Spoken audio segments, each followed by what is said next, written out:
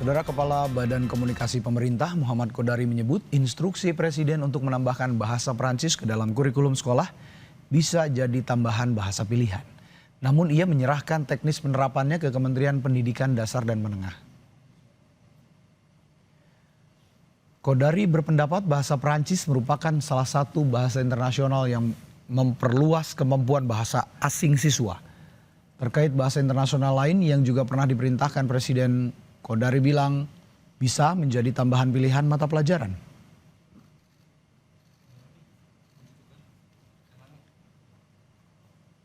Mungkin tanyakan kepada Kementerian Dasar karena itu untuk soal kurikulum pendidikan ranahnya ada di pendidikan dan dasar dan menengah.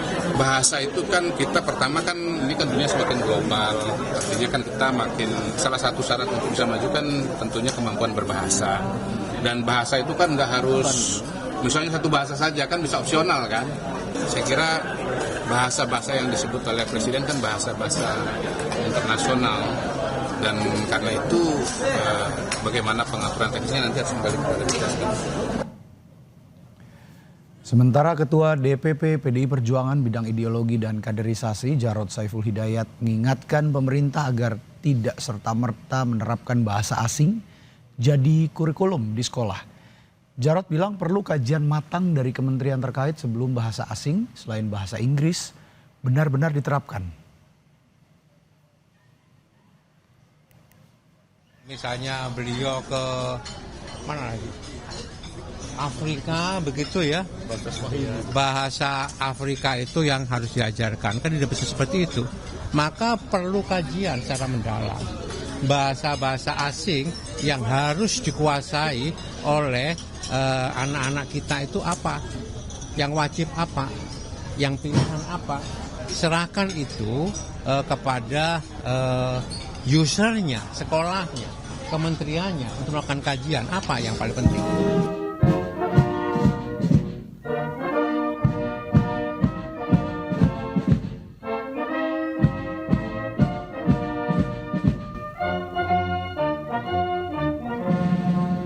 Saya sudah instruksikan bahwa semua tingkatan sekolah-sekolah Indonesia harus belajar bahasa Prancis, melihat perkembangan dunia ke depan. Prabowo menyampaikan instruksi ini ketika bertemu Presiden Prancis Emmanuel Macron saat lawatan ke Paris 28 Mei lalu. Dalam kunjungan ke Paris itu, Prabowo juga menyatakan hubungan bilateral antara Indonesia dan Prancis sangat baik dan perlu meningkatkan kerjasama. Tidak lain adalah karena dukungan langsung dari Presiden Macron. Di bidang pertahanan hubungan kita sangat baik. Di bidang kerjasama sains dan teknologi juga sangat baik. Di bidang pendidikan kita ingin lebih ditingkatkan lagi. Ini bukan kali pertama Prabowo menginstruksikan sekolah di Indonesia menerapkan kurikulum bahasa asing. Prabowo juga minta sekolah mengajarkan bahasa Portugis saat bertemu Presiden Brazil Luiz Inácio Lula da Silva di Istana Merdeka Jakarta 23 Oktober 2025. Karena pentingnya hubungan ini, saya sudah putuskan bahwa bahasa Portugis menjadi bahasa prioritas di pendidikan kita. Karena kita ingin hubungannya lebih baik. Selain bahasa Inggris, bahasa Arab, bahasa Mandarin, bahasa Jepang, bahasa Korea, Prancis, Jerman dan Rusia, bahasa Portugis menjadi bahasa prioritas bagi kita, Portugis dan Spanyol. Kemampuan bahasa asing jadi bekal kuat untuk mampu bersaing di tingkat global. Meski demikian, pemerintah perlu memastikan para pengajar hingga infrastruktur untuk mengajarkan bahasa asing siap dan merata di seluruh sekolah Indonesia. Tim Liputan Kompas TV.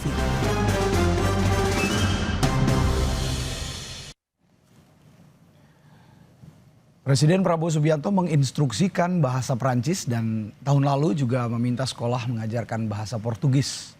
Lalu seberapa besar urgensi sejumlah bahasa asing ini diajarkan di sekolah? Dari pendidikan dasar hingga menengah dan bagaimana penerapannya nanti? Kita bahas bersama Wakil Ketua Komisi 10 DPR fraksi PKB lalu Hadrian Irvani dan pakar linguistik Universitas 11 Maret UNS Miftah Nugroho. Selamat malam Bapak-Bapak. Selamat malam Mas Radi. Selamat Assalamualaikum. malam Mas Radi Waalaikumsalam Saputro. warahmatullahi wabarakatuh. Baik, terima kasih sudah bergabung bersama kami di Sapa Malam. Saya ke Pak Lalu dulu. DPR yang nanti jadi mitra pemerintah untuk menerapkan instruksi ini nantinya, kira-kira gimana sejauh ini Pak Lalu menindaklanjuti permintaan Presiden Prabowo ini? Baik Mas Radi. Ya. Pertama saya melihat bahwa Presiden memiliki harapan yang luar biasa terhadap hubungan kedua negara antara Indonesia dan Prancis tentunya. Di pidato beliau mengatakan bahwa Indonesia dan Prancis membangun beberapa hubungan bilateral termasuk di bidang pendidikan salah satunya. Sehingga ke depan karena beliau melihat ini ada masa depan cerah di antara hubungan kedua negara, maka beliau menyampaikan di pendidikan kita di semua satuan tingkatan pendidikan, nah itu bahasanya beliau akan diberikan pelajaran bahasa Prancis. Pada prinsipnya kami di Komisi 10 DPR RI ya setuju-setuju aja dengan catatan bahwa perlu dilakukan kajian terlebih dahulu. Yang kedua, Presiden juga melihat atau menginginkan di era global hari ini, di era perkembangan ilmu pengetahuan dan teknologi, maka diplomasi menjadi sangat penting. Nah, ketika diplomasi ini menjadi sangat penting, maka penguasaan bahasa itu juga menjadi hal atau faktor yang sangat penting. Nah, tetapi dalam konteks ini, kami di Komisi 10 tentu ingin mendapat penjelasan dari Kementerian Pendidikan Dasar dan Menengah. Karena sebelumnya Presiden juga menyampaikan ketika bertemu dengan Presiden Brazil, beliau menyampaikan bahwa bahasa Portugis juga penting untuk dipelajari di sekolah-sekolah kita mulai dari tingkatan SD, SMP, SMA. Nah, beberapa waktu yang lalu Menteri Pendidikan Dasar dan Menengah mewajibkan sekolah kita mulai kelas 3 SD sudah harus belajar bahasa Inggris. Nah, itu sifatnya wajib. Nah, pertanyaan kemudian apakah Perancis, Portugis, bahkan bahasa Mandarin, bahasa Jepang yang disebutkan oleh Presiden tadi sifatnya merupakan mata pelajaran wajib atau mata pelajaran pilihan, tentu kami akan mendalami ketika bertemu dengan atau rapat kerja dengan Menteri Pendidikan Dasar dan Menengah. Tetapi pada prinsipnya Mas Radi bahwa kami di Komisi 10 melihat bahwa ini adalah niat baik oleh Presiden Prabowo Subianto untuk mengembangkan SDM kita. Anak-anak kita, siswa-siswi kita perlu dipersiapkan di tengah kompetisi global yang terus meningkat, di tengah perkembangan ilmu pengetahuan dan teknologi yang betul-betul berkembang pesat. Demikian Mas Radi. Iya, saya juga pernah mengalami kalau tadi Pak Lalu mengatakan apakah ini mata pelajaran wajib atau mata pelajaran bahasa pilihan. Karena saya juga sempat mengalami waktu SMA diajarkan untuk memilih selain bahasa Inggris ya, untuk mempelajari 2 bahasa lain. Dipilih antara Jerman atau Perancis. Nah, saya memilih Jerman pada saat itu. Nah, ini apakah itu nanti akan dibicarakan lebih lanjut begitu ya? Apakah ini masuk dalam mata pelajaran wajib atau pilihan? Tapi saya ke Pak Miftah dulu kalau begitu. Dari perspektif ahli linguistik, Anda melihat kajian seperti apa yang perlu dipersiapkan untuk pengajaran bahasa Perancis dan Portugis di sekolah? Terutama sebenarnya yang disinggung kan sekolah dasar dan menengah dibandingkan dengan bahasa lain. Apakah ada manfaat kognitif juga untuk anak-anak di sekolah menengah dasar ataupun menengah, Pak Miftah? Baik, terima kasih Mas Radi, bahwa apa yang tadi sudah disampaikan oleh Pak Lalu, kemudian melihat apa yang tadi sudah disampaikan oleh Bapak Presiden, pertama yang perlu kita tanggapi adalah niat baik dari Bapak Presiden untuk meningkatkan SDM kita supaya kemampuan berbahasanya itu lebih dari 1 kemampuan bahasa asing, kan begitu. Nah, kemudian yang kedua, kalau kita melihat dari teori pembelajaran bahasa kedua, maka alangkah lebih baik pembelajaran bahasa kedua, yaitu ya ini bahasa asing, itu perlu diperkenalkan mulai dari awal. Mengingat kalau bahasa asing itu dikenalkan misalkan mulai dari SMP atau SMA, maka nanti perkembangannya akan berbeda. Manakala bahasa asing itu lebih dikenalkan pada usia awal. Nah, usia awal di sini diasumsikan pada anak yang sekolah dasar, level dasar. Ya. Nah, karena itu saya kira tidak masalah manakala nanti anak-anak SD itu sudah mulai diperkenalkan.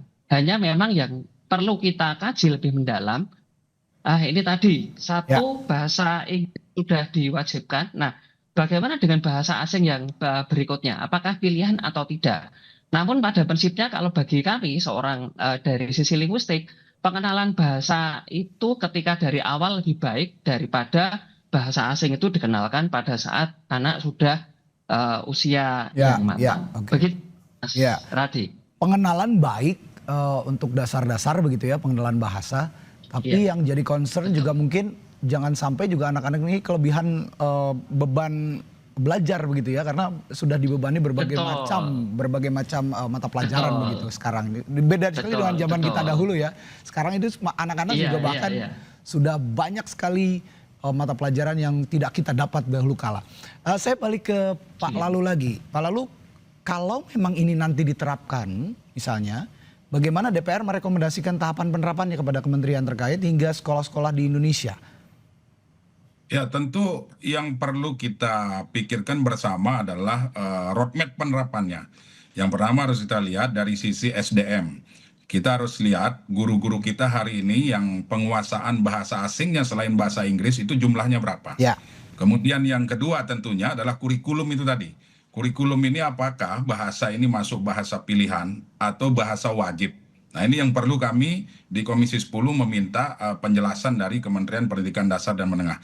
Karena penting yang disampaikan oleh Pak Presiden itu bahwa ternyata ke depan beliau itu sudah punya proyeksi bahwa SDM kita harus memiliki kemampuan bahasa yang lebih dari satu, seperti bahasa Inggris mungkin karena sudah diwajibkan ya wajib. Nah, selain bahasa Inggris apakah bahasa Mandarin, bahasa Jepang atau bahasa Perancis ini. Nah, itu yang perlu kita pastikan di kurikulumnya, apakah ini menjadi mata pelajaran wajib atau tidak, dengan mempertimbangkan segala aspek. Jangan sampai yang disampaikan oleh Pak Miftah tadi, jangan sampai siswa-siswi kita terbebani sehingga akan mengganggu proses belajar mengajar tersebut.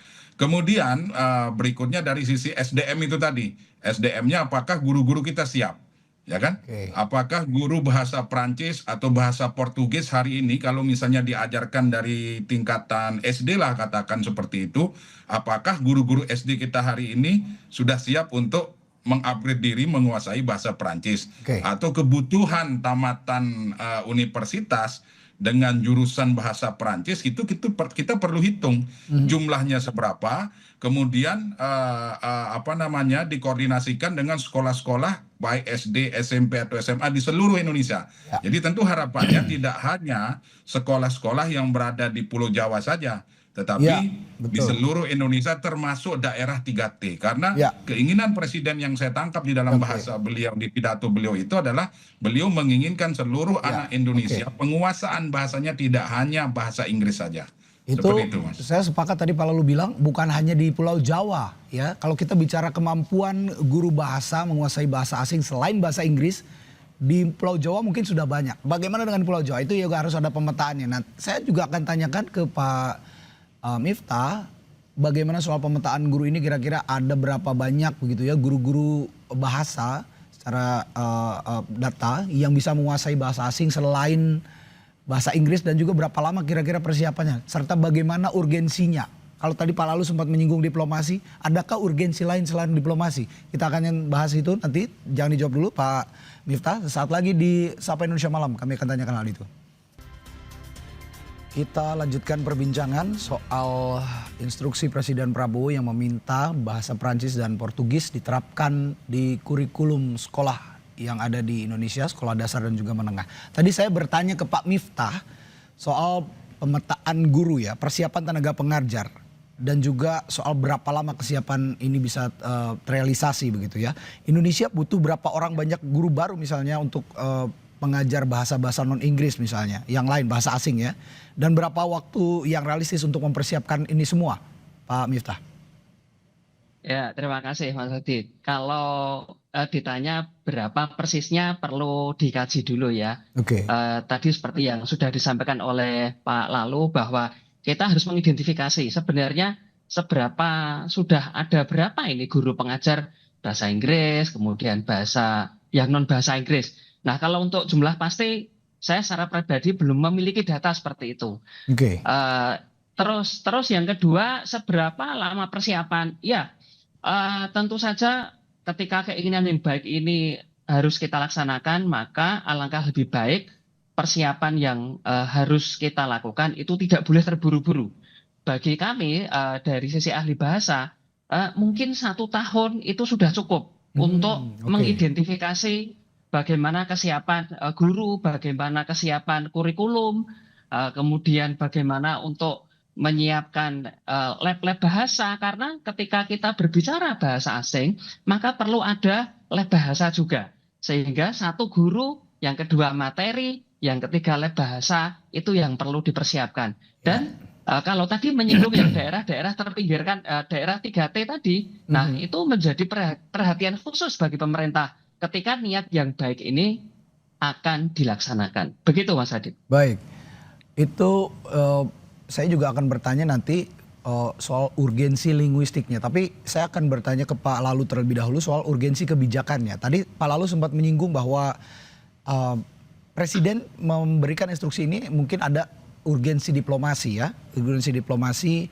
yang bisa dilakukan oleh Indonesia. Tapi selain diplomasi, hubungan dengan Prancis dan Brazil dalam hal ini, Anda melihat ada kebutuhan strategis jangka panjang lain nggak selain diplomasi? Seperti misalnya di bidang ekonomi, teknologi, dan perdagangan misalnya di antara Prancis dan juga Brazil yang berbahasa Portugis ini? Ya tentu kalau kita melihat hari ini Mas Radi dengan hadirnya Pak Presiden ke Prancis, ya tentu membawa misi tertentu untuk hubungan kedua negara. Dan Presiden menyampaikan hal itu berarti beliau sudah memiliki rencana jangka panjang tentunya untuk kerjasama di beberapa sektor, termasuk salah satunya di bidang pendidikan. Kenapa Presiden menyampaikan anak-anak Indonesia harus bisa bahasa Perancis? Berarti sudah ada hubungan kerjasama di bidang pendidikan. Apakah itu mengirimkan calon-calon mahasiswa ke Perancis, kemudian kerjasama di bidang riset, di bidang inovasi dan sebagainya? Ya tentu sudah ada perencanaan jangka panjang dua negara. Yang kedua yang ingin saya katakan juga bahwa Menteri Pendidikan Dasar dan Menengah dan Mendikbudristek harus mampu menerjemahkan instruksi yang disampaikan oleh Presiden Prabowo ini. Jadi menteri kita di bidang pendidikan ini juga harus mampu menerjemahkan itu dengan cara apa? Dengan mempersiapkan segala yang dibutuhkan, mulai sarana prasarana, kemudian melalui kebutuhan guru, kemudian hal-hal lain yang berkaitan dengan pelaksanaan itu tadi. Memang tidak serta-merta harus dilaksanakan secepat ini, tentu butuh kajian, butuh perencanaan yang matang, karena memang hal ini menjadi penting dilakukan. Nah, yang terpenting juga selain hal dalam mempersiapkan siswa-siswi kita untuk penguasaan bahasa asing ini, yang terpenting juga adalah gurunya. Guru ini juga perlu dihitung berapa jumlah lulusan bahasa Prancis dari kampus-kampus kita, baik negeri maupun swasta. Sehingga saya ingin saya katakan bahwa sinergi antara Mendikbudristek dan Mendikbudristek ini menjadi hal yang penting. Kalau sudah sinergi dua menteri ini bisa dilaksanakan, maka tentu apa yang menjadi harapan Presiden tadi, kami di Komisi 10 sangat mendukung sekali untuk bisa diterapkan dan dilaksanakan. Intinya adalah jangan buru-buru, persiapkan dengan baik, rencanakan dengan matang, harus dihitung semua, baik dari sisi sarprasnya, kesiapan gurunya, SDM-nya, dan tentu manfaatnya bagi siswa-siswi kita hari ini apa. Saya sepakat yang disampaikan oleh Mas Miftah tadi, ini tidak bisa dimulai serta-merta dari tingkatan SMA. Pengenalan harus dilakukan melalui SD. Bahkan di TK pun itu harus bisa dilakukan pengenalan terlebih dahulu. Demikian Mas Radi. Saya tadi menyinggung soal urgensi linguistik yang ke Pak Miftah. Tapi saya berangkat dulu dari urgensi lainnya, tantangan pengajaran dan juga persiapan tenaga pengajar yang tadi sudah saya tanyakan. Tapi saya ke tantangan pengajaran dulu. Bahasa Perancis, bahasa Portugis ini kan memiliki fonologi, tata bahasa dan aksara yang berbeda dengan bahasa Indonesia, Pak Miftah. Berbeda juga dengan bahasa Inggris begitu ya. Nah, kita juga sepertinya ingin tahu tantangan utama dalam pengajaran dan bagaimana cara mengatasinya supaya efektif bisa disampaikan ataupun diajarkan kepada siswa? Ya, baik, terima kasih Mas Hadi. Jadi ketika Bapak Presiden sudah memutuskan itu, maka sesungguhnya nanti di eselon bawah itu sudah, yang di bagian bawah sudah harus bisa mengidentifikasi mana hal-hal dasar awal apa yang perlu dikenalkan oleh anak. Saya sependapat dengan Mas Hadi tadi bahwa dari sisi yang paling basic, terutama dari sisi pelafalan, fonologi. Karena fonologi bahasa Prancis, bahasa Portugis itu sangat berbeda dengan bahasa Inggris. Nah, ini nanti yang kelihatannya perlu dimatangkan terlebih dahulu sebelum menanti menginjak pada level tataran berikutnya. Setelah fonologi, morfologi, sintaksis, kemudian aspek pragmatik, bagaimana bahasa itu digunakan untuk berkomunikasi, untuk berdiplomasi, untuk untuk melancarkan negosiasi begitu, nggih. Nah, itu saya kira yang nanti yang perlu segera diperhatikan oleh para pemangku kebijakan.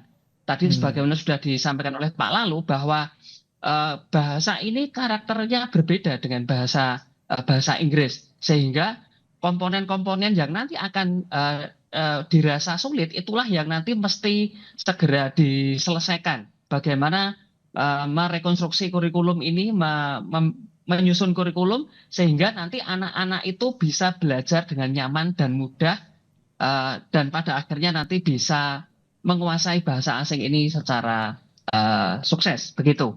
Nah, itu dari sisi urgensi. Kemudian kalau dari sisi linguistik, Mas Radi, sebagaimana kita ketahui memang dalam konteks global ini kita tidak hanya dituntut menjadi seorang bilingual saja.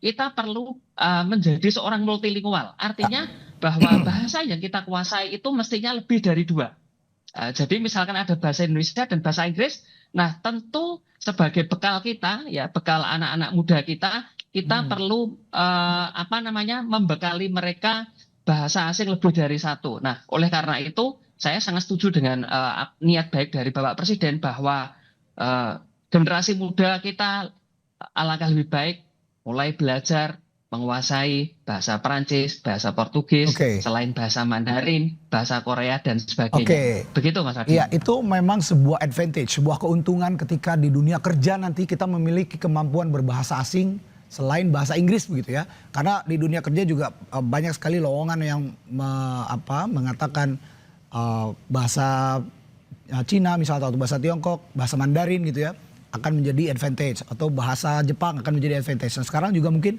bahasa Perancis, bahasa Portugis akan jadi advantage buat dunia kerja. Tapi tantangan berikutnya saya terakhir Pak Lalu. Masalahnya lulusan mahasiswa lulusan bahasa asing selain bahasa Inggris ya, bahasa Perancis, bahasa Portugis, bahasa Rusia yang tadi disinggung Pak Prabowo juga, itu juga masih belum terserap banyak di dunia kerja begitu. Nah, bagaimana bisa pemerintah juga menjawab tantangan ini ketika mereka punya penguasaan bahasa lebih dari 2 misalnya, selain bahasa Indonesia dan Inggris begitu ya, bisa diserap oleh lapangan kerja, jadi advantage bagi lapangan kerja di luaran sana Pak Lalu. Ya, itulah yang saya sampaikan di awal tadi bahwa tentu kami di Komisi 10 berharap ini tidak hanya sebatas wacana, itu satu. Yang kedua, Mendikdasmen, Mendiktisaintek harus segera menerjemahkan bahasa dari presiden ini. Bahwa presiden sangat menginginkan anak-anak Indonesia menguasai lebih dari 1 atau lebih dari 2 bahasa seperti kata Mas Miftah, itu saya setuju. Karena apa? Presiden melihat ada masa depan cerah hubungan antara kedua negara, baik di bidang ekonomi, di bidang sosial, di bidang pertahanan keamanan, dan di bidang pendidikan. Sehingga kita harus dituntut hari ini bahwa anak-anak Indonesia harus memiliki pengetahuan dan kemampuan multilingualistik yang seperti yang disampaikan oleh Pak Miftah tadi. Saya sepakat itu. Dan kami di Komisi 10 mendorong agar ini jangan hanya menjadi sebatas wacana saja. Nah, caranya tentu apa? Harus melalui perencanaan yang matang, harus melalui pemetaan, harus melalui roadmap yang jelas. Bahwa bahasa Inggris itu merupakan wajib. Bahasa Prancis, bahasa Portugis, bahasa Mandarin, bahasa Jepang, bahkan bahasa Arab itu akan seperti apa? Apakah ini menjadi mata pelajaran pilihan dan harus diperkenalkan mulai sejak dini, tidak hanya menjadi mata pelajaran pilihan di SMA. Kemudian tantangan berikutnya adalah kita harus siap SDM-nya. Guru-gurunya harus kita persiapkan. Nah, untuk mempersiapkan guru ini, maka sinergi antara Dikdasmen dan Dikti Saintek selaku pembina utama di bidang pendidikan tinggi tentu harus mempersiapkan guru-guru atau sarjana-sarjana lulusan bahasa Inggris, lulusan bahasa Prancis, lulusan bahasa Mandarin dan sebagainya. Nah, karena apa? Di dunia dan perkembangan ilmu pengetahuan dan teknologi serta perkembangan global hari ini, kita harus dituntut untuk mengembangkan SDM kita dengan mempersiapkan anak kita. Terakhir Mas Radi yang ingin saya sampaikan, yang ingin saya sampaikan juga. Silakan. Silakan Pak Lalu. Terakhir yang ingin saya sampaikan, selain Presiden memperhatikan mutu dan kualitas dari siswa-siswi kita, Presiden juga harus melalui kesempatan ini harus memperhatikan guru-guru kita yang hari ini pertama terkait dengan klaster, status, dan sebagainya, dan terutama kesejahteraan. Ini bisa terwujud, apa yang diinginkan oleh Presiden di bidang pendidikan bisa terwujud kalau guru-gurunya sejahtera. Nah, ini penting juga. Bertahap begitu ya, Demikian, diperhatikan satu persatu, sehingga pada saat penerapan juga ini bisa efektif begitu.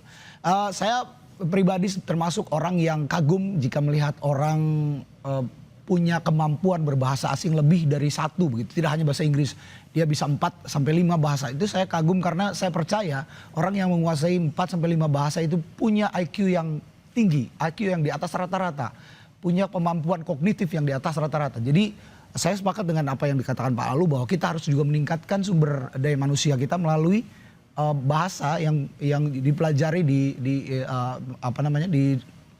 menengah dasar, di dasar dan juga menengah.